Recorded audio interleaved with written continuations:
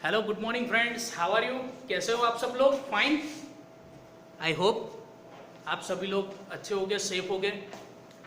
तो आज पिछले लेक्चर में हमने क्या देखा था फ्रेंड्स कि एरर, पिछले वीडियो में हमने देखा था कि कौन कौन सी एरर है। दो टाइप की एरर हम पढ़े थे और रैंडम एरर के जो 4 टाइप्स थे वो हमने देखे थे और उसके एग्जाम्पल सॉल्व किए थे।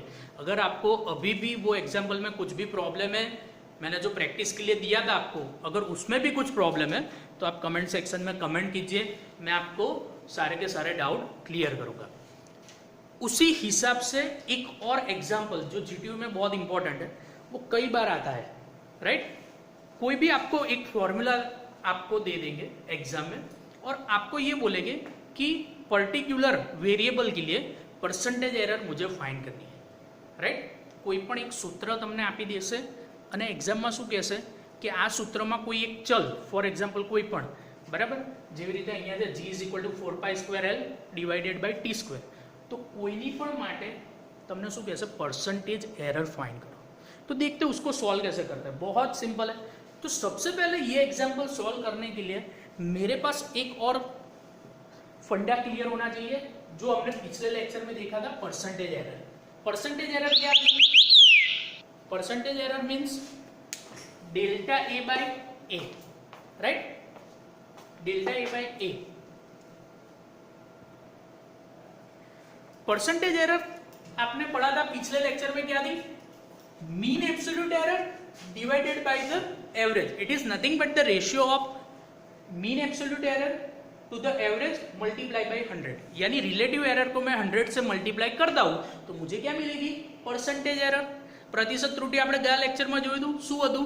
રિલેટિવ એટલે કે સાપેક્ષ ત્રુટિને 100 વડે ગુણતા હતા તો મને શું મળતું હતું? प्रतिशत त्रुटि। પણ સાપેક્ષ ત્રુટિ એટલે શું? Mean absolute error divided by average, right? It is nothing but the ratio of mean absolute error to the average. કોનો ગુણોત્તર હતો? યાદ કરો, યાદ કરો।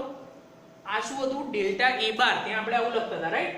Delta A bar divided by average. સાપેક્ષ ત્રુટિ છેદમાં શું હતું? સરેરાશ। એનો ગુણોત્તર, એને જ આપણે શું કહેતા હતા? સાપેક્ષ ત્રુટિ। तो बस वही फॉर्मूला को हमें यहाँ पे यूज करना है, वही सिंपली स्टेप हमें याद रखना है।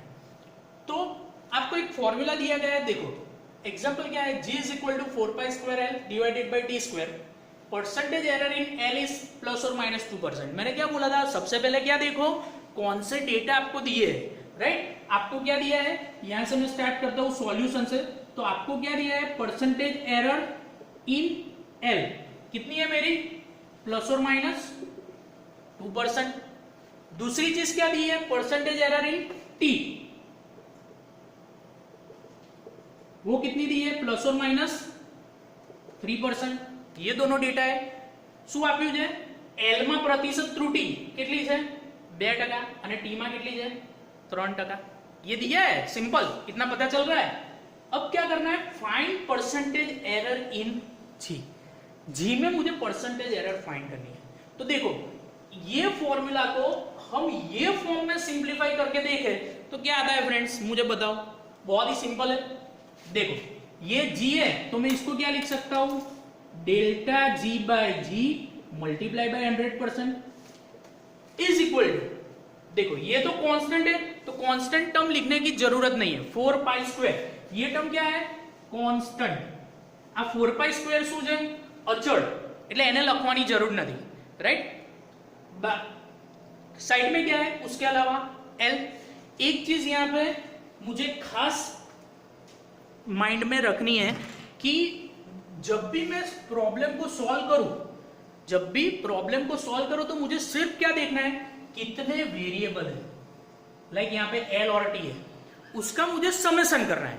वो चाहे फिर मल्टीप्लीकेशन में हो या डिवीजन में हो, उससे मुझे कोई दिक्कत नहीं है। उसका क्या करना है?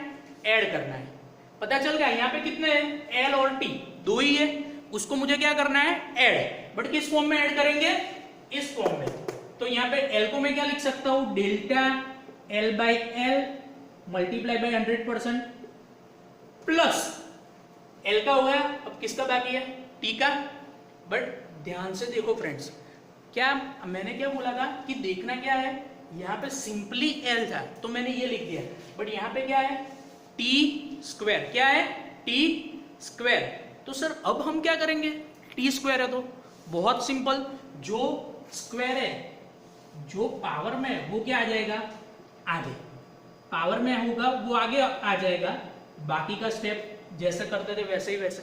यहाँ पे टी क्यूब होगा तो यहाँ पे क्या आ गया 3 इंटू दिस वन, यहाँ पे टी रेस टू 4 है तो क्या आ जाएगा 4, बाकी का स्टेप एज इट इज, पता चल रहा है, ठीक है। एल स्क्वायर अगर यहाँ पे होता तो मैं क्या लिखता 2 into delta L by L multiply by 100%। Clear, Gujarati medium માટે ખબર પડી શું અહીંયા 2 હોય બરાબર છે, 2 કેમ લખ્યો આપણે કારણ કે અહીંયા t ના ઘાતમાં 2 છે, 3 હોત તો શું લખત આપણે 3 લખત। क्लियर, अब सिंपल है, देखो अब मुझे ये फॉर्म मिल गया, इसको ही मैं क्या बोलूंगा परसेंटेज एरर इन जी, इसको ही क्या बोलूंगा परसेंटेज एरर इन एल, और इसको ही क्या बोलूंगा परसेंटेज एरर इन डी। आ गया उसी फॉर्म में, ये वाले फॉर्म में। चलो अब मुझे डेटा कौन सा दिया है मुझे बताओ, तो आप बोलोगे कि sir percentage error in L दी है, कितनी दी है ±2%, राइट। दूसरा क्या दिया है 2 मल्टीप्लाई बाय ये कितना दिया है डेल्टा टी बाई टी, यानी परसेंटेज एरर इन टी वो कितनी है 3। यहाँ पे परसेंटेज साइन नहीं लिखोगे तो भी चलेगा, लिखोगे तो भी कोई प्रॉब्लम नहीं है। तो ये क्या होगा 2 इंटू 3 6, यहाँ पे 8, बट हाँ वो हमें एक चीज नहीं भूलनी है, क्या यहाँ पे क्या है प्लस और माइनस। यहाँ पे प्लस और माइनस कौन से सेंस में है फ्रेंड, ऐसा नहीं है कि माइनस है तो हम माइनस इसको करेंगे, ऐसा नहीं है। ये क्या बताता है वेरिएशन, +2 आगे भी जा सकता है और -2 उसका मीनिंग कि उतना 2 तक स्टेप पीछे भी जा सकता है, ठीक है। तो ये मेरा क्या आया प्लस और माइनस 8%, यही क्या है परसेंटेज एरर इन जी। तो बहुत ही सिंपल एग्जांपल है। दूसरा एक एग्जांपल रिपीट कर दे तो आपको एग्जैक्टली पता चलेगा। दूसरी एक बात, यहाँ पे कुछ भी आ सकता है, कुछ भी मीनिंग फॉर्मूला कोई भी हो सकती है, ठीक है। और यहाँ पे वेरिएबल सिर्फ चेंज हो गया, यहाँ पे वो लोग ये भी लिख सकते हैं a is equal to 3π² l by d², right. तो कोई भी फॉर्मूला आपको यहाँ पे आ सकती है। चलो दूसरा एक एग्जांपल देते हैं, सेम यही डेटा है बट दूसरी फॉर्मूला मुझे क्या दी है g is equal to l² into t²। तो कैसे सॉल्व करेंगे, बोलो बोलो बोलो। सिंपली इसको लिख देते हैं डेल्टा जी परसेंटेज एरर, इसका मीनिंग क्या है delta G by G multiply by 100 is equal to, देखो यहाँ पे क्या है 2, ठीक है। तो क्या करना पड़ेगा 2 into delta L by L 100% plus फिर से यहाँ पे 2 है तो फिर से क्या आएगा 2 into delta T by T multiply by 100%। आ गया आप स्टेप समझ में, ठीक है। यहाँ पे 3 होता तो मैं 3 लिख देता, सिंपल है। वही डेटा, ये क्या हो गया परसेंटेज एरर इन एल कितनी दी है 2%, तो मैं क्या लिखूंगा 2 इंटू प्लस और माइनस 2, ऐसे भी लिख सकते हैं यहाँ पे, राइट। और ऐसे भी लिखोगे तो भी कोई प्रॉब्लम नहीं है, बट लास्ट में याद रखना है ये भूलना मत। तो इससे बेटर है कि मैं यहाँ पे लिख ही देता हूँ प्लस और माइनस, तो आप क्या कभी भी भूलोगे नहीं। तो सिंपल है प्लस और माइनस 2 यहाँ पे मैंने लिख दिया, प्लस 2 इंटू क्या है टी में मेरी एरर कितनी है प्लस और माइनस 3%, राइट। अब ये आएगा 4 प्लस ये कितना आएगा 6, तो ये कितना हो गया, तो ये मेरी क्या आ गई percentage error in G, right. Similarly multiply करने से बच्चे को प्लस नहीं l² इंटू t² ऊपर बराबर से बच्चे प्लस नहीं।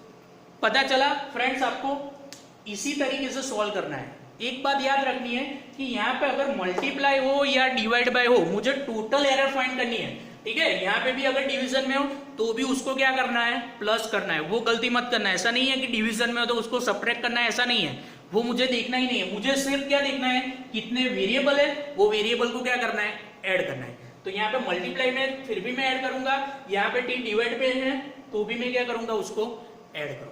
और ऐसे 3 एग्जाम्पल मैंने आपको प्रैक्टिस के लिए दिए है, तो आप क्या करो वो 3 एग्जाम्पल सॉल्व करो, क्या आंसर आता है वो कमेंट सेक्शन में लिखो, ठीक है। उसके बाद हम दूसरे एग्जाम्पल सॉल्व करेंगे इसके रिगार्डिंग। कुछ भी प्रॉब्लम है, कुछ भी पता नहीं चल रहा है तो कमेंट सेक्शन में कमेंट करो। ठीक है, आई बात समझ में? ये दोनों मैंने एग्जाम्पल सॉल्व करके दिए हैं, ये 3 एग्जाम्पल आप ट्राई करो और मुझे उसके आंसर आप कमेंट सेक्शन में लिखो कि सर ये आंसर आ रहा है, और नहीं पता चल रहा है तो भी मुझे उसका रिप्लाई करो। ठीक है, have a good day, enjoy.